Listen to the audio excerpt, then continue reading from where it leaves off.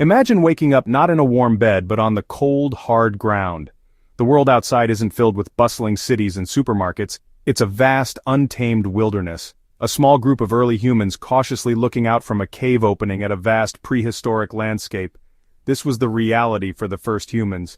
Their world was raw, beautiful, incredibly dangerous. Every single day was a battle for survival, a test of will and ingenuity against the harshest conditions imaginable. They didn't have the gear I take into the wild, they had only their minds, they had only their hands, they had only the people around them. It was the ultimate survival scenario, one that played out over thousands of lifetimes, shaping who we are today. Their story is a testament to human resilience. Our earliest ancestors stepped into a world that was not their own. They were not the strongest, not the fastest, and certainly not the most ferocious creatures out there. They were vulnerable, exposed, and had to learn the rules of this wild world quickly, or perish. Every rustle in the bushes could mean a predator. Every change in the sky could signal a deadly storm. For our ancestors, the hunt for food was a constant, all-consuming mission. For our ancestors, the hunt for food was a constant, all-consuming mission. For our ancestors, the hunt for food was a constant, all-consuming mission. There were no guarantees, no pantries to raid if a hunt failed. They were opportunistic omnivores, which was their greatest advantage. They foraged for anything edible, berries, nuts, roots, insects. They learned which plants were nourishing and which were poisonous, a deadly encyclopedia of knowledge passed down through generations. But plants alone often weren't enough. They needed protein, which meant hunting. This wasn't a sport, it was a desperate necessity, a high-stakes gamble where they pitted their wits and primitive tools against animals that were bigger, stronger, and faster than they were. Finding shelter was just as critical as finding food. A good shelter meant the difference between a restful night and freezing to death or being dragged away by a predator. They didn't build houses, they found them. Caves were prime real estate, offering sturdy protection from the elements and a defensible position against nocturnal hunters. Often, they had to be resourceful, making temporary shelters from branches, large leaves, and animal hides. The tools they used were born from necessity and crafted with incredible skill. A simple rock could become a deadly weapon or a life-saving tool in the right hands.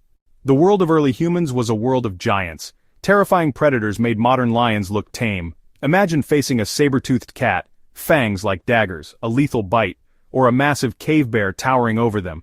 They were constantly on the menu. Every step outside camp was a calculated risk, hyper-aware senses honed to a fine edge. The snap of a twig, a strange smell on the wind, the sudden silence of birds, all alarm bells, flee or fight. Battling the elements mattered too. No modern clothing or central heat, weather was relentless. A sudden drop in temperature could mean hypothermia. They used animal hides for warmth and blankets.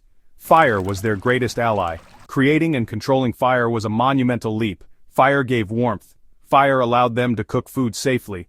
Fire deterred nocturnal predators. The ground could betray you. A fall could break a bone, often a death sentence. Without medicine, injury meant you couldn't hunt. No single human could have survived this brutal world alone. Their greatest weapon was not a sharpened stone, but each other. They lived in small, tight-knit groups, or tribes.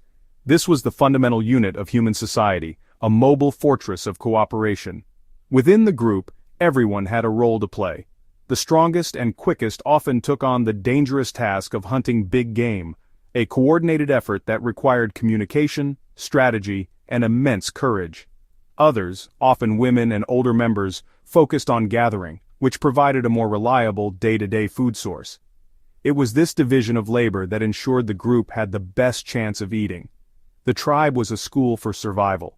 Knowledge was the most valuable currency, passed from one generation to the next not through books but through stories, demonstrations, and imitation. Elders were the libraries of the group. They held the collective wisdom. Which plants were safe to eat, where to find water in the dry season, how to track animals, and how to predict the weather. Cooperation extended to defense. A lone human was easy prey, but a group working together could stand their ground against formidable predators. Bringing a new life into this dangerous world was perhaps the greatest challenge of all. For a woman, pregnancy made her more vulnerable. Her changing body could slow her down, making it harder to gather food or escape from danger. She relied heavily on the support of her tribe to provide for her and protect her. Childbirth itself was fraught with peril. It happened without any medical assistance, often in a drafty cave or a flimsy shelter.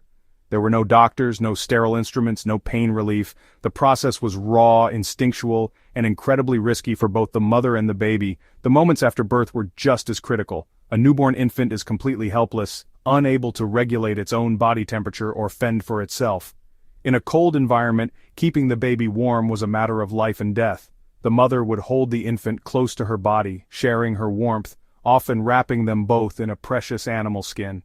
The other women in the group would rally around the new mother, offering support, helping to find food, and providing an extra set of eyes to watch for danger. The survival of that tiny, fragile baby was a collective responsibility, a shared hope for the future of the tribe.